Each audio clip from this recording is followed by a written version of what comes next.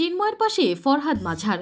কিন্তু জুলাই গণ অভ্যুত্থানের পরে রাষ্ট্রদ্রোহ আইন প্রয়োগ গণ অভ্যুত্থানের স্পিরিটের বিরোধী এমন মন্তব্য করে নিজের ফেসবুকে স্ট্যাটাস দিয়েছেন কলামিস্ট ও গবেষক ফরহাদ মাঝার। তিনি চিন্ময়ের মুক্তির দাবি করে মঙ্গলবার তার ফেসবুক অ্যাকাউন্টে এমন একটি পোস্ট করেন।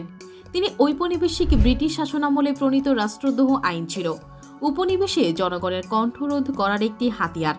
1870 সালে আইনটি ভারতীয় দণ্ডবিধিতে যুক্ত হয়। এরপর বিভিন্ন সরকারের আমলে আইনটি সরকার তার সুবিধামতো সংস্কার করে।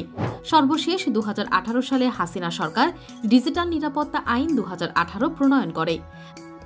ধারা 21 অনুযায়ী রাষ্ট্রের বিরুদ্ধে বিদ্রোহমূলক বক্তব্য বা তথ্য প্রচারের জন্য শাস্তি হতে পারে 14 বছরের কারাদণ্ড এবং জরিমানা।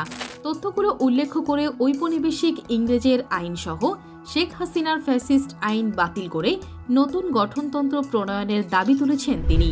হঠাৎ ইসকন নেতা চিন্ময়ের সপক্ষে এত সোচ্চার হয়ে উঠলেন কেন ফরহাদ মাঝার? আপনার কি মনে হয়?